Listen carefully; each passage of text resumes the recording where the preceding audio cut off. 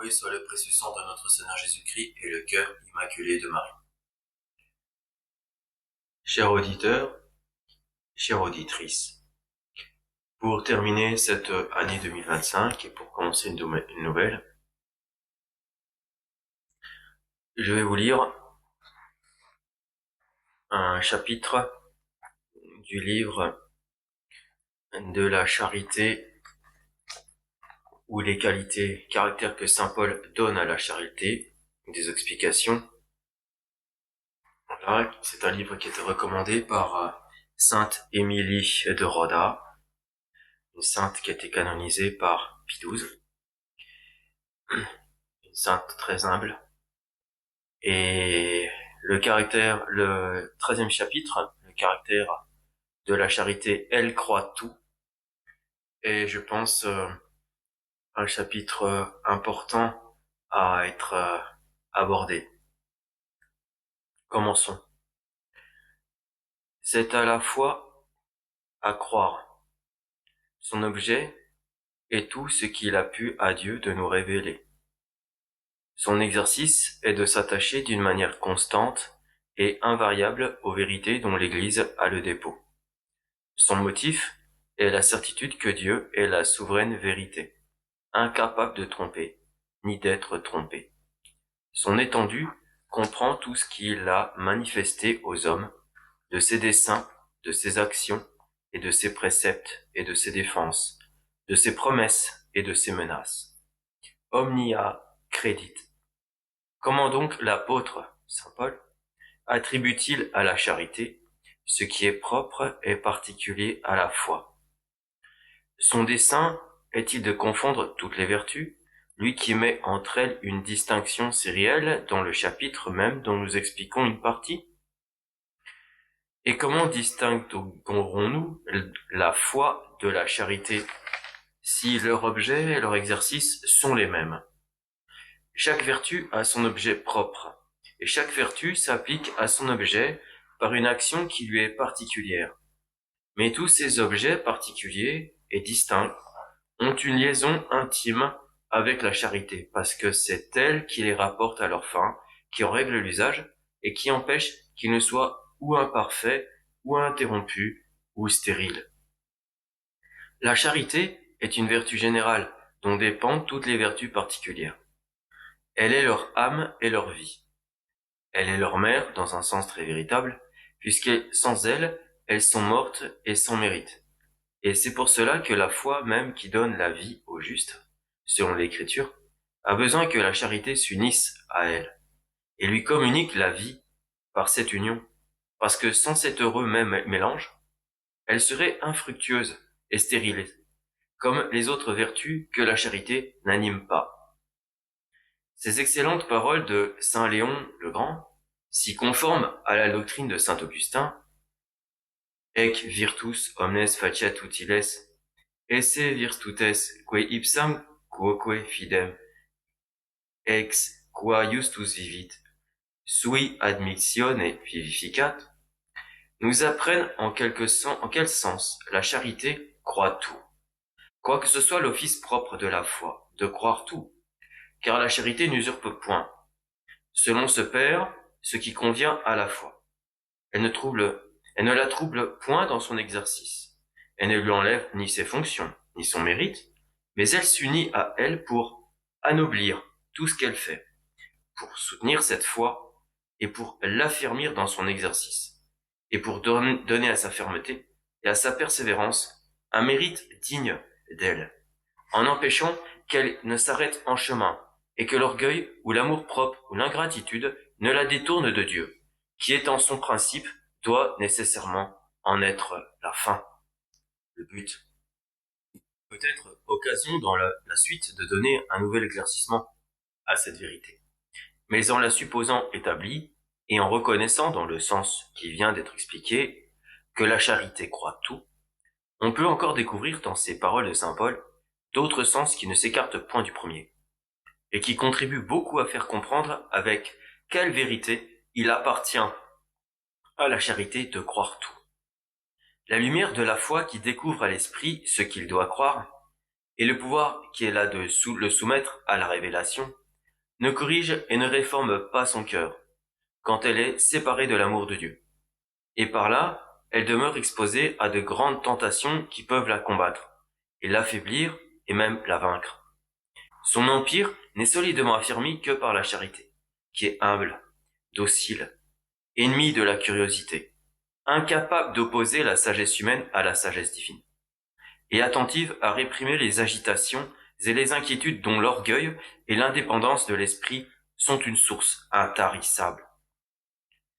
Sans elle, tout peut s'élever contre la simplicité de la foi, qui demeure comme désarmée et sans défense au milieu des passions et des vices qui l'attaquent, ou indirectement, ou même de front qui altèrent en diverses manières le sacré dépôt qui lui est confié, car dans le sein même de l'Église catholique, dit saint Augustin, ce n'est point une chose aussi commune, ni aussi aisée qu'on le pense que de conserver une foi pure et entière, qui n'accepte aucune vérité et qui ne soit altérée par aucune erreur, et qui ne mêle à ce que Dieu nous a révélé de lui-même et de ses desseins aucune pensée qui en soit indigne.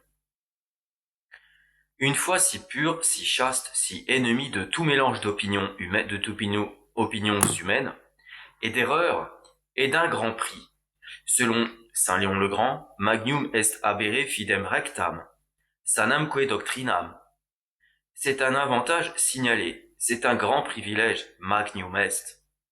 Et dès lors, c'est un bonheur plus rare qu'on ne se l'imagine, et dont la racine secrète est la charité qui conserve tout le dépôt, et qui n'y ajoute rien, et qui en réformant l'esprit et le cœur, met la foi en sûreté, et lui sert de barrière contre tout ce qui peut l'attaquer. Comme la charité n'est que dans l'Église catholique, il est très rare que la foi demeure pure et entière dans les communions séparées de son unité. On peut, au commencement du schisme, retenir pour quelque temps ce qu'on avait appris de l'Église avant la rupture. Mais le désir même de justifier le schisme porte à condamner quelques points de sa doctrine, et ce que l'on conserve alors de l'ancienne foi n'est plus qu'une foi arbitraire, qui a perdu son intégrité en s'écartant de la source, et qui n'est plus qu'une partie au lieu du tout qui était confié à la véritable foi, et avec elle à la charité. Caritas omnia credit. Mais dans le sein même de l'Église catholique, qui est le centre de la foi et de la charité, combien se trouve-t-il d'esprits téméraires, présomptueux, singuliers, qui méprisent la simplicité de la foi, qui se font des systèmes et des plans nouveaux, et pour qui tout ce qui est extraordinaire et inconnu à l'Antiquité a un attrait particulier. La charité serait un remède à ce dérèglement, elle qui est si éloignée de la témérité et de l'orgueil. Mais ces hommes présomptueux ont mérité d'en être privés. Et comme c'est à elle qu'il appartient de croire tout, leur foi chancelante et partagée fait tous les jours quelques nouvelles pertes. Mais dans un autre sens, de plusieurs personnes qui n'étudient les anciens et la tradition qu'avec des dispositions peu sincères, dans le dessein d'y trouver quelque apparence de protection pour les sentiments dont ils sont prévenus, ou plutôt pour éluder les autorités et les décisions qui leur sont contraires, pour s'en mettre à couvert par des subtilités nouvelles et par des artifices indignes de la simplicité chrétienne, et pour éprouver jusqu'où ils peuvent aller sans choquer trop ouvertement le témoignage des anciens. Une telle conduite est un préjugé presque certain qu'on est dans l'erreur, puisqu'on craint de trouver la vérité et qu'on est en garde contre elle. Et quand on ne serait point encore tombé dans la séduction, on mériterait d'y être livré, en punition de ce qu'on n'entre pas avec un cœur droit dans l'examen de la vérité, qui ne se découvre qu'à la charité. Selon cette parole si connue de saint Augustin, non intratur in veritatem nisi per charitatem. Il faut de la sincérité et de la bonne foi en toutes choses, et plus encore dans la religion, et dans la recherche des vérités qui lui appartiennent que dans tout le reste. Il ne s'agit pas de subtiliser, ni de disputer quand on consulte ou l'écriture ou la tradition. Il faut désirer d'être instruit et non s'appliquer à trouver des interprétations qui ne servent qu'à obscurcir ce qui serait clair par un cœur docile, pour un cœur docile. Il faut voir à quoi tend tout le plan de la religion, non tel qu'on se l'est imaginé, mais tel qu'on le trouve dans les siècles qui nous ont précédés, et se laisser conduire par les vérités principales à celles qui en sont des dépendances et des suites naturelles. Mais sans l'amour de Dieu, on n'a point ce cœur docile, ami de la vérité, sensible à sa première vue, attentif à la discerner, fidèle à la suivre. Et ce n'est que par la charité qu'on croit tout, dans le sens que je viens d'expliquer. Rien n'est plus opposé au caractère divin de la foi, qui se fonde uniquement sur la parole de Dieu et sur sa suprême autorité, que l'effort inutile que font plusieurs de concilier la foi avec la raison humaine et de lever par des explications inconnues aux apôtres les difficultés qui environnent nos mystères. Ils abandonnent presque toujours une partie pour sauver l'autre. Et après tous les prétendus éclaircissements des anciennes obscurités, ils en font naître de nouvelles. Ils veulent fonder un abîme qui n'a point de fond. Ils s'efforcent de regarder fixement une lumière capable d'aveugler puisqu'elle est inaccessible. Ils prétendent mesurer l'infini par une raison bornée, à qui la plupart des choses naturelles sont inconnues. Ils ignorent que Dieu ne serait pas ce qu'il est s'il n'était pas incompréhensible, et qu'il y aurait de la différence entre ses volontés et son être, si ses volontés étaient moins incompréhensibles que lui. Nos mystères ont tous dépendu de ses volontés libres. Il faudrait avoir assisté à son conseil pour rendre raison de ce qui lui a plu d'y décider. Il faudrait même être sa sagesse et avec elle tous ses autres attributs et les avoir dans une aussi parfaite unité que la sienne pour concilier les contrariétés apparentes qui nous étonnent dans sa conduite. Car c'est par une plénitude infinie, compatible avec une unité indivisible, qu'il réunit dans ses attributs, dans ses jugements, dans ses desseins, des choses que notre faible raison ne saurait rallier par l'intelligence, mais que la foi ne divise point, parce qu'elle croit tout, et qu'en un certain sens, elle est infinie par sa soumission, comme Dieu est infini et incompréhensible par son être. En cela, non seulement la foi n'est pas contraire à la raison, mais c'est par l'usage même de la raison que l'homme est conduit à la foi. Car il n'y a rien de plus raisonnable que de croire Dieu quand il parle, et que de regarder comme certain ce qu'il nous révèle, quoi qu'on ne puisse le comprendre. C'est alors avouer que Dieu est au-dessus de nous, et reconnaître que la vérité ne saurait mentir. Mais il ne s'ensuit pas de là que tout l'usage de la raison soit interdit, car c'est à elle à examiner s'il est vrai que Dieu a parlé. Et quelle preuve on en a autrement? L'on serait exposé à croire au hasard et sans discernement, et à mettre une vaine idole à la place de la souveraine vérité, qui a droit elle seule de se soumettre tous les esprits et tous leurs doutes. Mais après cet examen, la raison se met à la suite de la foi, ou plutôt elle s'arrête au vestibule du temple, où entre la foi, après lui avoir recommandé de bien écouter ce que lui sera dit, de n'en appeler jamais à elle, ni à ses lumières, et de se persuader qu'il n'y a plus d'examen à faire après le premier. Rien n'est plus sage, ni plus nécessaire qu'une telle conduite. Mais qui empêchera un homme qui croit être plus pénétrant que les autres de s'engager dans ses recherches, où il court risque où il court risque de s'égarer. Qui l'avertira quand il s'approchera de trop près du gouffre, où il peut être englouti? Qui le fera souvenir de ce qui est écrit, que quiconque osera sonder la majesté divine sera ébloui de son éclat et en sera foudroyé? Qui lui répétera dans l'occasion ces paroles du sage? Dieu est dans le ciel, et vous sur la terre? Que vos discours soient donc très mesurés. Deus in cielo et id super terram, et circus sint poci sermones tui, dit l'Ecclésiastique.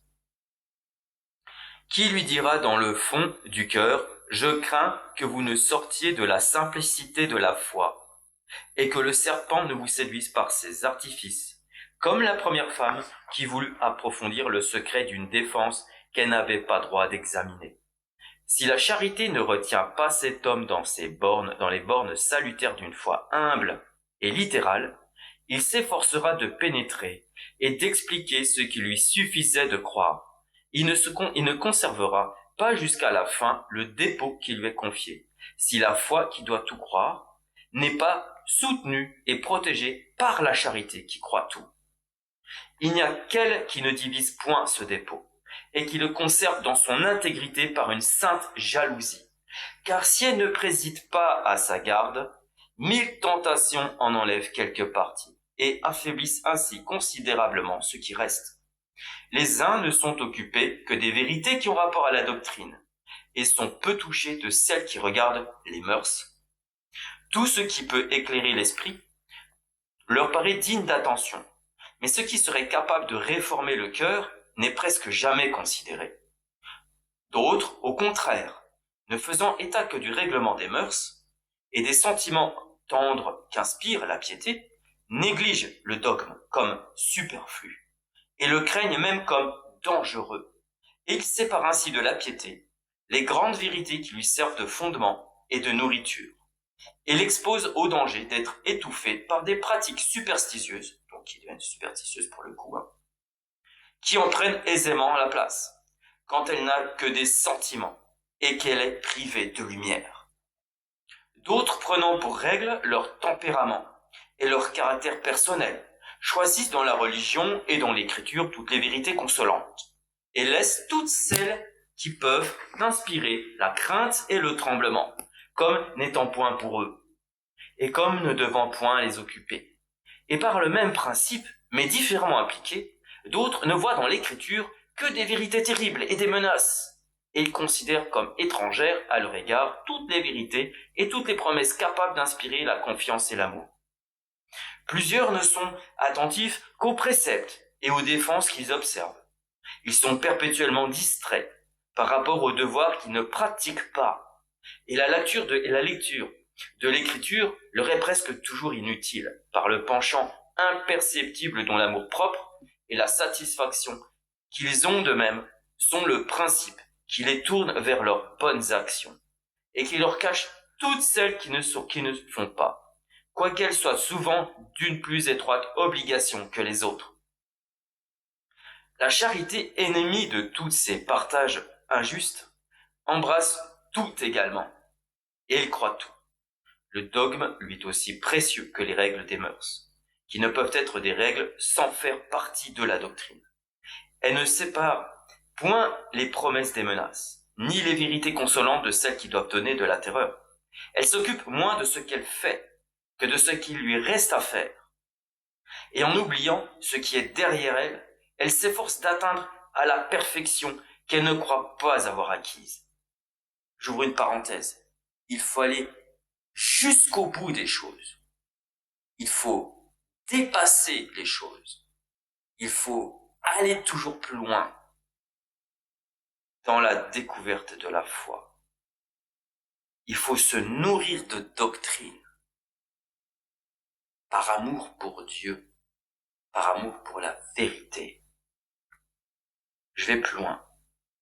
Ainsi, tout est en sûreté dans ses mains. Et une foi humble et reconnaissante qui est à l'abri sous ses ailes, lui défaire sans jalousie la gloire de croire tout. Mais outre ce qui a été dit jusqu'ici, il y a une manière encore plus sublime et plus excellente d'expliquer en quel sens la charité croit tout. Car c'est par elle seule que la foi mérite d'être appelée la réalité et la solidité des choses qu'on doit espérer, et l'évidence de ce qui ne se voit point. Sans l'amour, l'objet demeure invisible, éloigné et peu capable de faire impression. Il s'offre rarement à l'esprit, il agit faiblement sur le cœur, il paraît en comparaison des choses sensibles, être sans réalité. il est caché dans un avenir qui l'obscurcit et qui le couvre de nuages, comme s'il était douteux et incertain. Mais la charité, quand elle anime la foi, rend présent ce qui était éloigné, sensible et palpable ce qui était échappé à la vue, intéressant et touchant ce qui paraissait sans réalité, évident et indubitable ce qui était couvert de ténèbres. Elle avance et rapproche l'avenir. Elle anticipe par un vif sentiment ce qui est promis à l'espérance. Elle donne aux choses spirituelles et invisibles une espèce de corps qui en fait sentir la réalité. Elle donne au cœur des yeux éclairés qui traversent tous les voiles qui cachent au sens la grandeur des biens que nous attendons. Elle dissipe l'obscurité de la foi. Elle lui met, pour ainsi dire, entre les mains ce qui est éloigné. Forcément, autre parenthèse, si on est dans l'autosuffisance, dans l'autosatisfaction, on sombre dans une forme de paresse et de léthargie qui empêche l'action de la charité.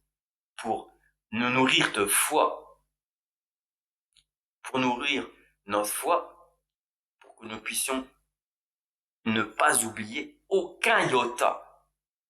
Et il semble que ce soit elle qui remplisse tous les devoirs de la foi. Tant elle se mêle avec elle, tant elle entre dans ses intérêts, tant elle la fortifie contre les deux tentations qu'elle doit vaincre et qui lui représentent les vérités bien comme peu réelles. Parce que ils sont éloignés et comme peu certains, parce qu'ils sont invisibles. Sperandarum substantiarum argumentum non apparentio. Ces deux tentations, d'où naissent toutes les autres, ne peuvent être vaincues que par une foi dont la charité soit l'âme et la vie. Car nous sommes en cette vie comme dans une espèce de milieu, entre les biens temporels qui nous environnent et les biens éternels que nous espérons, avec une étroite obligation de refuser notre amour aux uns et de les réserver pour les autres. Les biens temporels sont peu importants, mêlés de beaucoup de défauts, incapables de nous satisfaire, inférieurs à notre dignité et à notre première destination. Mais ils sont visibles, ils sont présents, et ils agissent sur nos sens, et notre faim nous presse de nous y livrer, faute de mieux. Au contraire, les biens spirituels sont d'un prix infini, ils sont éternels et incorruptibles, et nous sommes faits pour eux, et ils peuvent seuls remplir nos désirs, mais ils sont invisibles, éloignés, inaccessibles au sens réservé après la mort, et ils ne sont promis qu'à ceux qui se conservent purs à l'égard de tous les autres. L'extrême inégalité qui est entre eux est balancée par la présence des uns et l'absence des autres, par l'impression que les uns font sur les sens, et par l'impuissance où font les sens de goûter les autres.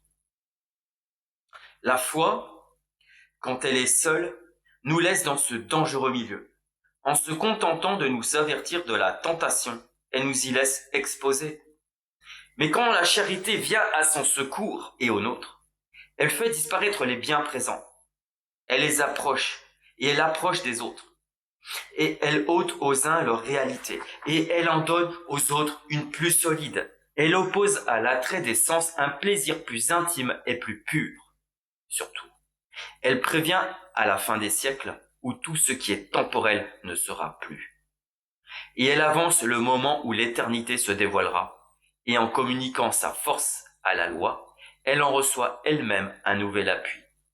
Car ces deux vertus s'entraident mutuellement.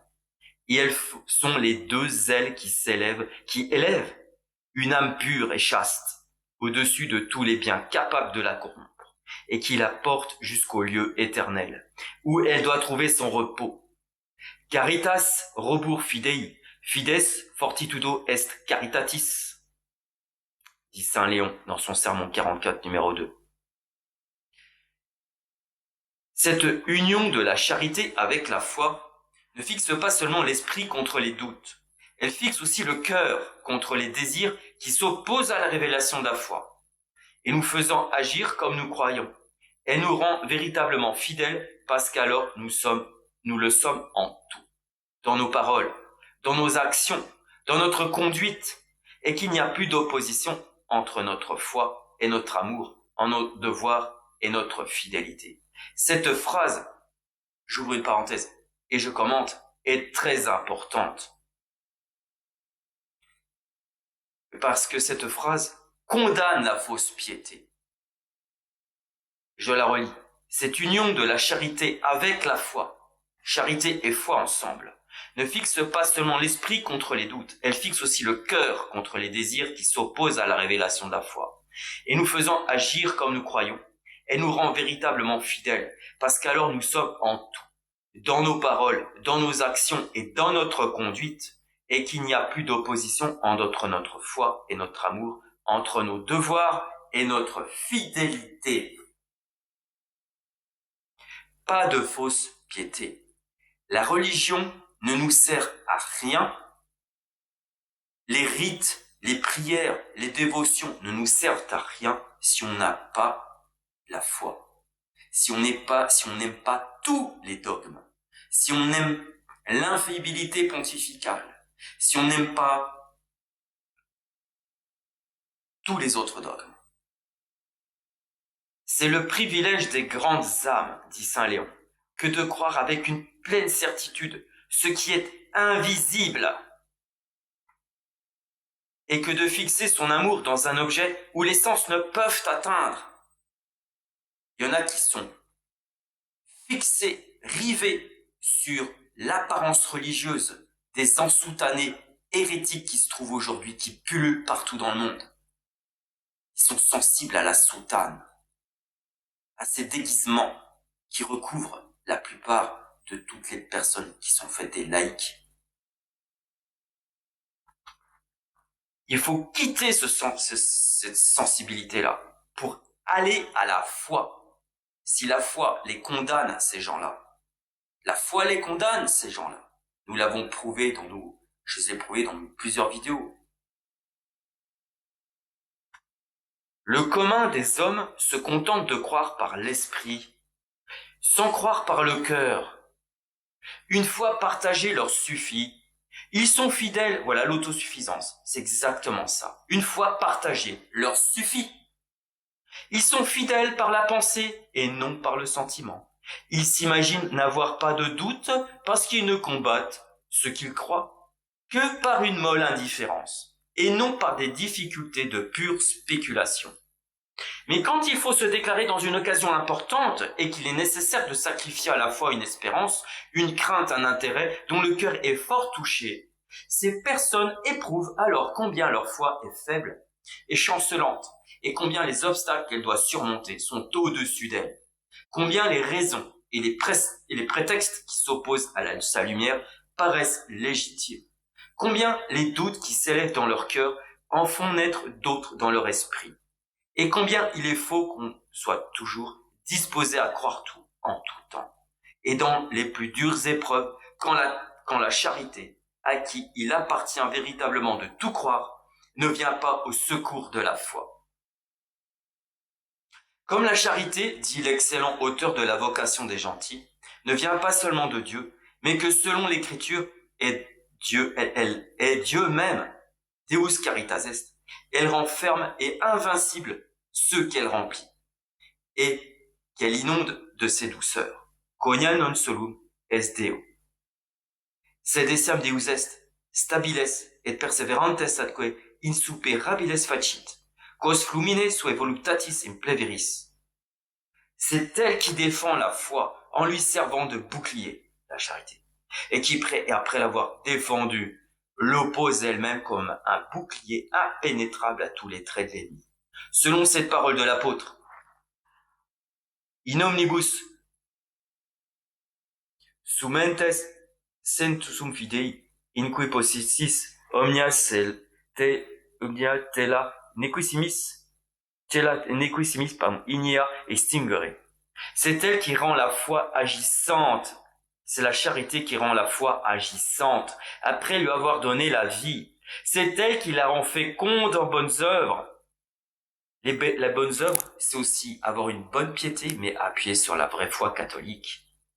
Après l'avoir tirée de l'opprobre de la stérilité, c'est elle qui la distingue d'une foi morte, peu différente de celle des démons, quant aux effets, quoiqu'elle en soit très différente quant aux principes. C'est elle qui l'exerce, qui la nourrit, qui la fait croître. C'est elle enfin qui lui donne son prix et son mérite, et qui empêche qu'une foi assez grande pour transporter les montagnes soit comptée pour peu de choses, et même pour rien, si elle est seule. Et si la charité ne lui apprend pas à croire tout comme il faut. Caritas omnia credit. Puisque nous sommes à la veille de la circoncision de notre Seigneur, la fête de la circoncision de notre Seigneur, nous sommes le 31 décembre 2025, et c'est demain la fête de la circoncision de notre Seigneur, et dans 6 jours environ, ce sera les rois mages. Voici ce que dit saint Bonaventure. Le 8e jour, l'enfant fut circoncis, et en ce jour, 2 grands événements furent accomplis. Le premier est la manifestation de ce nom de salut, qui, imposé au Verbe par l'Éternel, et donné à Jésus par l'ange avant qu'il fût conçu, fut déclaré solennellement. Et ils l'appelèrent du nom de Jésus.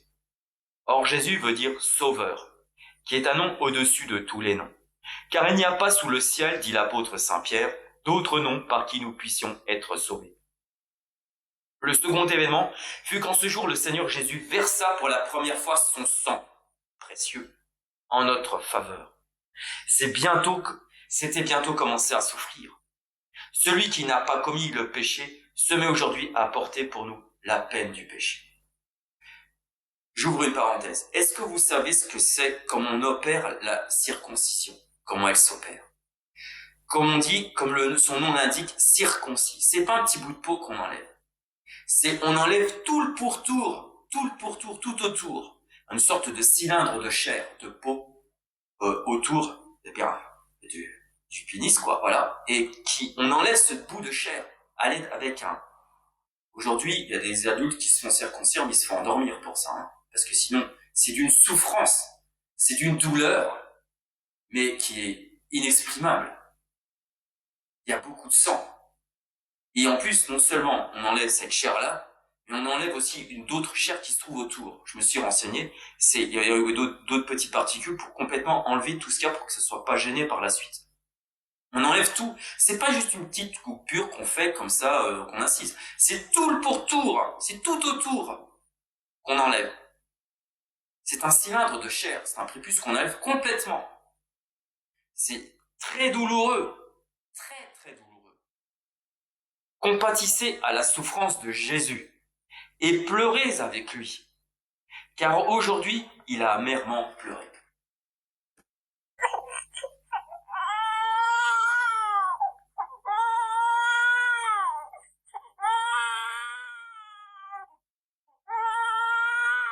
Dans les solennités, nous devons en effet beaucoup nous réjouir à cause de notre régénération, et beaucoup nous affliger à cause des angoisses et des douleurs de notre Rédempteur.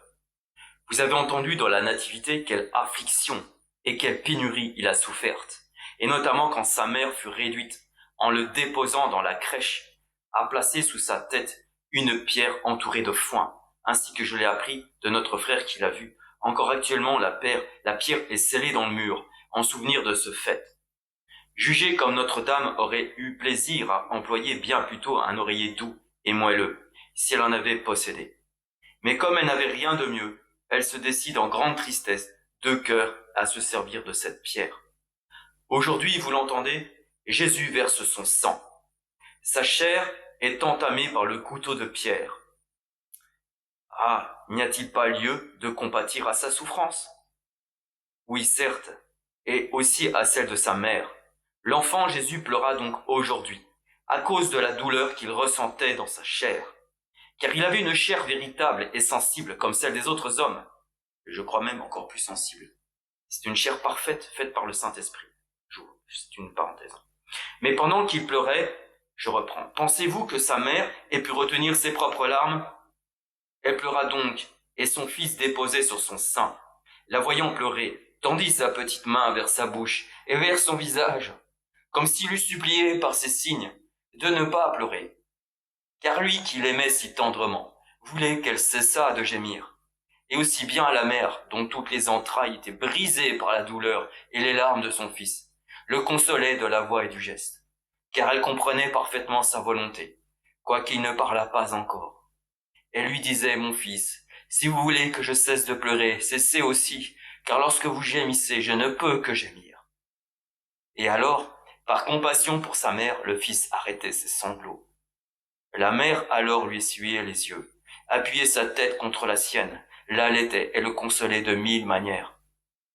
Ainsi faisait-elle chaque fois qu'il pleurait, ce qui lui arrivait souvent comme aux enfants, parce qu'il voulait montrer la misère de la nature humaine, qu'il avait prise en toute vérité, et aussi parce qu'il voulait se cacher, de peur que le démon ne le reconnût.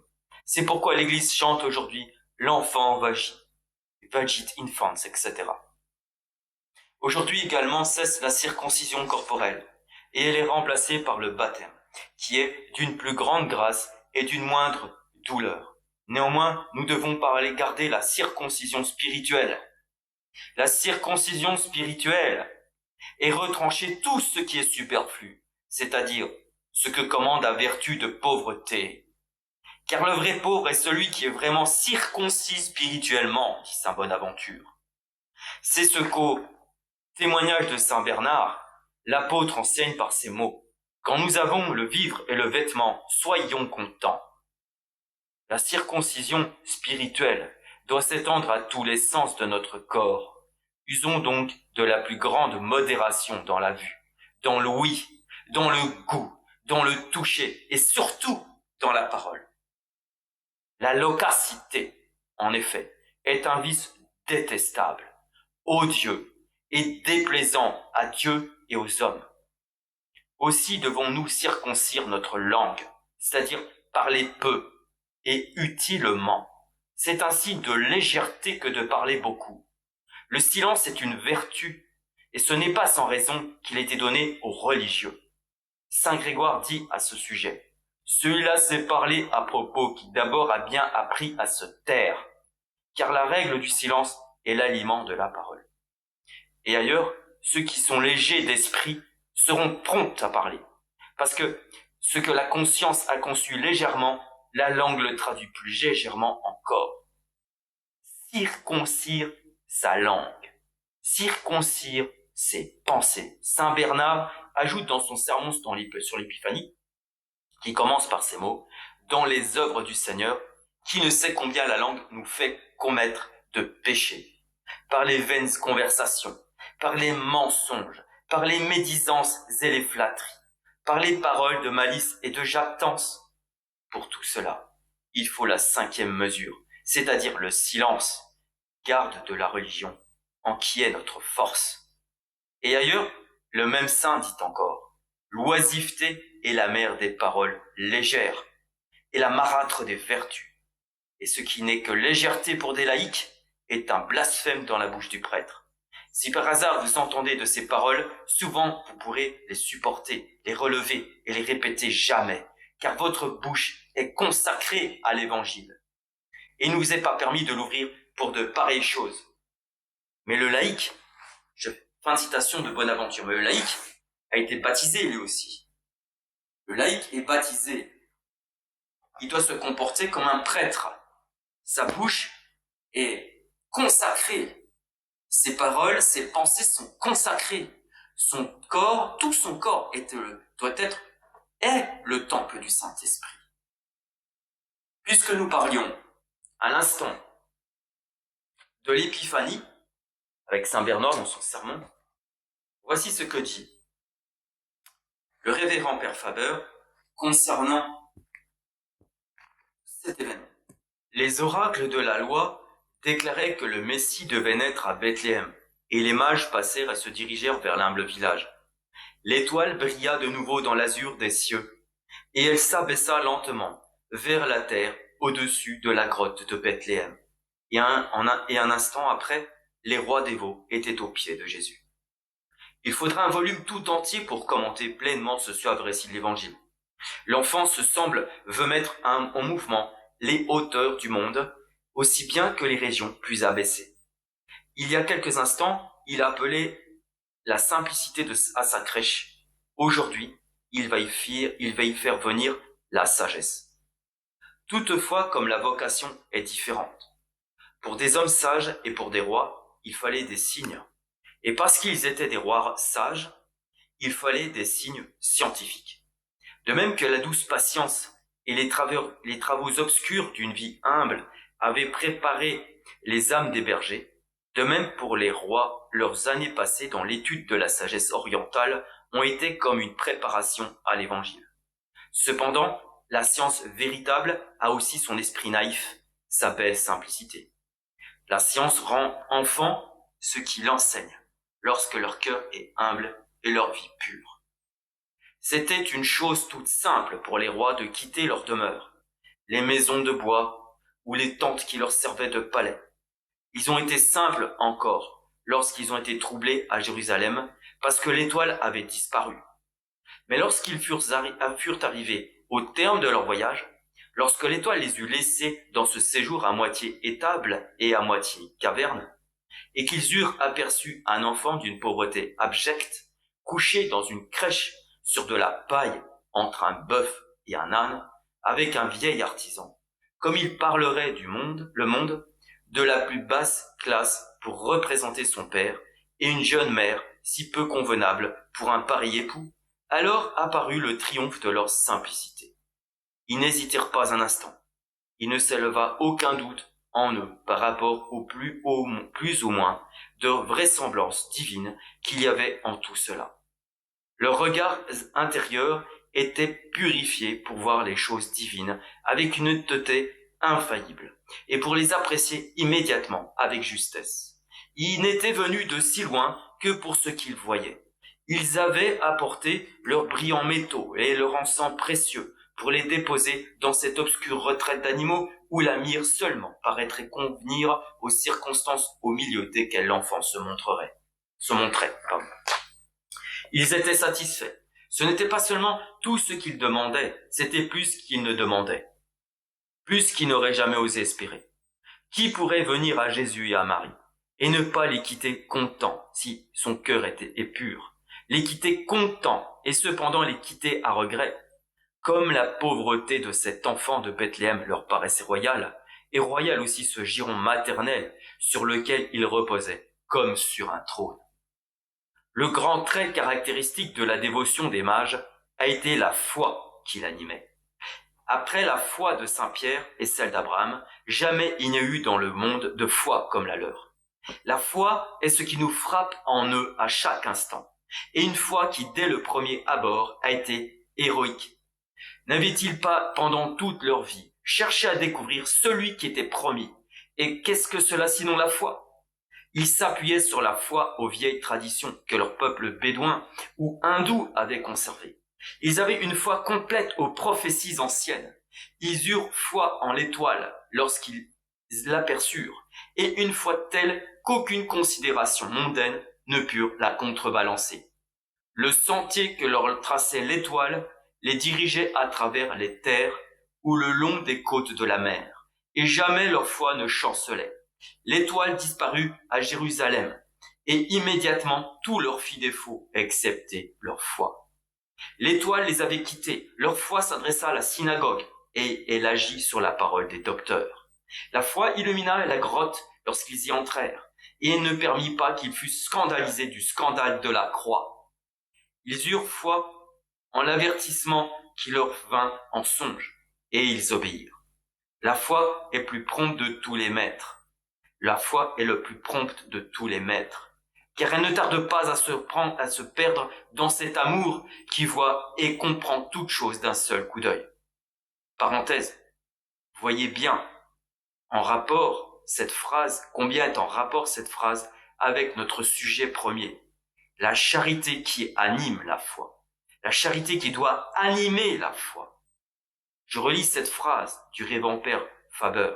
La foi est le plus prompt de tous les maîtres, car elle ne tarde pas à se perdre dans cet amour qui voit et comprend toute chose d'un seul coup d'œil.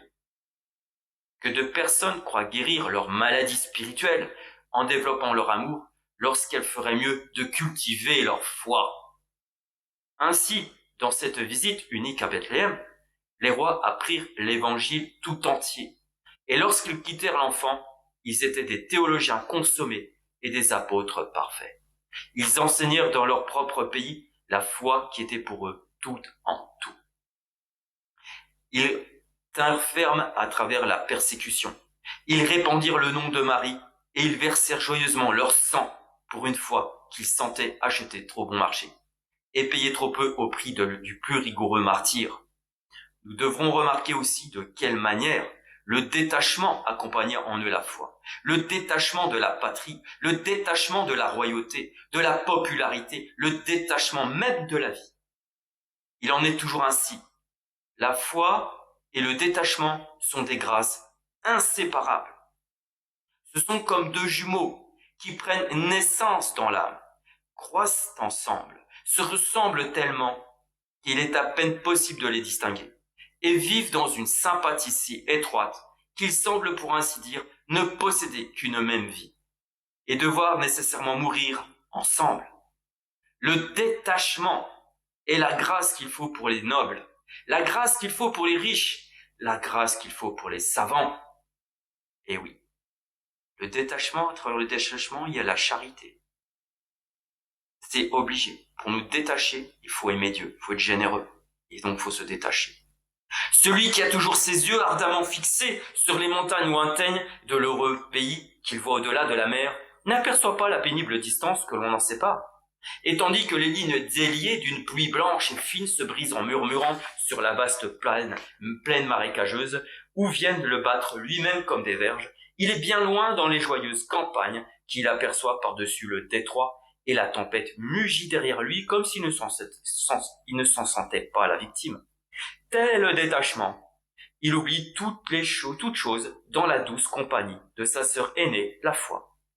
Ainsi nous pouvons dire de ces trois sages royaux que leur dévotion était comme l'est toujours la dévotion de l'homme sage, fidèle jusqu'à revêtir l'apparence de la folie, généreuse jusqu'au romanesque et persévérante jusqu'au martyre, martyr de la croix, de la crèche à la croix, en route pour le carême, en route pour la passion de notre Seigneur Jésus-Christ.